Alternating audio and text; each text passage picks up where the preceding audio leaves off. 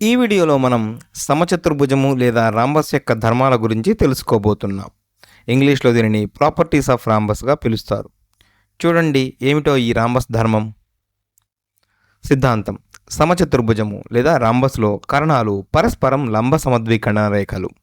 అంటే అర్థం ఏమిటంటే, రాంబస్లో కర్ణాలు ఉంటాయి కదా ఆ రెండు కర్ణాలు పరస్పరం సమద్విఖండన చేసుకుంటాయి, అంటే సమభాగాలుగా ఖండించుకుంటాయి మరియు లంబంగా కూడా ఉంటాయి అని మనం నిరూపించాలి. లంబంగా ఉండటం అంటే ఏమిటి?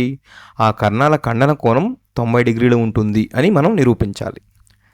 ఉపపత్తి: ఇది ఒక రాంబస్ లేదా సమచతుర్భుజం.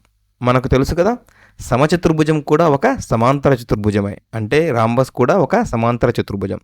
సమాంతర చతుర్భుజంలో ఎదురెదురు భుజాలు సమాంతరంగా ఉంటాయి మరియు సమానంగా ఉంటాయి. అయితే సమచతుర్భుజం ఎలా ఏర్పడుతుంది? సమాంతర చతుర్భుజంలో ఆసన్న భుజాలు కూడా సమానం అవ్వాలి. అంటే సమాంతర చతుర్భుజంలో 4 భుజాలు సమానమైతే దానిని మనం సమచతుర్భుజము లేదా రాంబస్ అంటాం. ఇక్కడ ఏబి, బీసీ, సిడి మరియు డి 4 సమానం. అదేవిధంగా ఎదురెదురు భుజాలు సమాంతరంగా ఉంటాయి. ఇలా ఏబి మరియు డిసి సమాంతరం, ఏడి మరియు బీసీలు సమాంతరం. ఇలా ఉంటే కర్ణాలు ఉంటాయి కదా, డిబి మరియు ఏసీలు పరస్పరం ఖండించుకున్నాయి. చూడండి, ఈ దగ్గర ఖండించుకున్నాయి. ఇలా ఖండించుకున్నప్పుడు ఇవి సమభాగాలుగా ఖండించుకుంటాయి అని మనం సమాంతర చతుర్భుజం ధర్మాలలో తెలుసుకున్నాం కదా. అయితే ఇక్కడ మనం ఏం నేర్చుకోబోతున్నామంటే, రాంబస్లో ఇవి సమభాగాలుగా ఖండించుకుంటూ ఆ కర్ణాల మధ్య ఖండన కోణము 90 డిగ్రీలు ఉంటుంది అని నిరూపించాలి. రాంబస్లో అయితే ఈ సమచతుర్భుజంలో కర్ణాల మధ్య ఖండన కోణం 90 డిగ్రీలు ఉంటుంది అని మనం నిరూపించాలి. మనం ఎలా నిరూపించబోతున్నాము అంటే, 2 త్రిభుజాల సర్వసమాన ధర్మాల ద్వారా ఈ సిద్ధాంతాన్ని నిరూపించబోతున్నాం.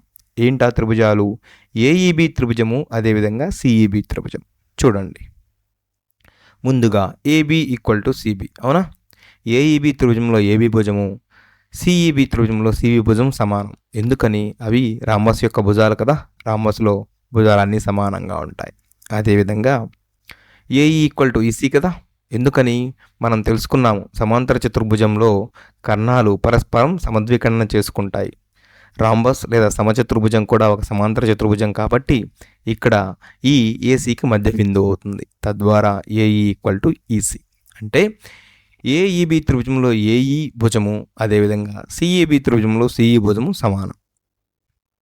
మరియు బిఈ ఈక్వల్ టు బిఈ. మీరు గమనించి చూడండి, ఏఈబి త్రిభుజము మరియు సిఈబి త్రిభుజంలో బిఈ భుజం ఉమ్మడిగా ఉంది, అవునా? మూడు భుజాలు 2 త్రిభుజాలలో వరుసగా సమానంగా ఉన్నాయి. కాబట్టి సర్వసమాన త్రిభుజాల భుజం నియమం ప్రకారం ట్రయాంగిల్ ఏబిఈ, ట్రయాంగిల్ సిబిఈలు సర్వసమాన త్రిభుజాలు.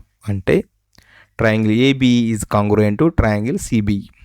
ఏబిఈ త్రిభుజంలో ఏ శీర్షానికి సర్వసమానంగా సిబిఈలో సి శీర్షం ఉంది. అదేవిధంగా బికి సర్వసమానంగా బి, ఈకి సర్వసమానంగా ఈ ఉంది. మరి ఇలా ఉంటే మనం ఇలా రాయవచ్చా?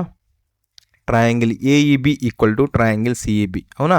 అనుకున్నాం కదా, ఏఈబిలో ఈ శీర్షము, సిఈబిలో ఈ శీర్షము సమాన కోణాలు చేయాలి. అవి సర్వసమాన త్రిభుజాలు కాబట్టి. తద్వారా ఈ 2 కోణాలు ఏఈబి మరియు సిఈబిలు వరుసగా ఆ 2 సమానం కాబట్టి ఆ రెండింటిని మనం ఎక్స్గా తీసుకుందాం. మీరు గమనించండి, ఈ 2 కోణాలు ఏసీ సరళ రేఖ పైన సరళ కోణాన్ని చేస్తున్నాయి, అవునా? మొత్తం సరళ రేఖ పైన ఉన్నాయి కాబట్టి 2 కోణాలు కలిసి. కాబట్టి ఇలా రాసుకుందాం, ఎక్స్ ప్లస్ ఎక్స్ ఏమవుతుంది? సరళ కోణమైన 180 డిగ్రీలకి సమానం అవుతుంది. తద్వారా 2x ఈక్వల్ టు 180 డిగ్రీలు. ఎక్స్ ఎంత అవుతుందండి? 90 డిగ్రీలు. అదే కదా మనం నిరూపించాలి.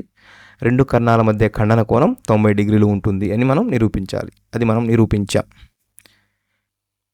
ఈ వీడియోలో మనం ఏం నేర్చుకున్నాం? సమచతుర్భుజము లేదా రాంబస్ యొక్క ధర్మాల గురించి మనం నేర్చుకున్నాం.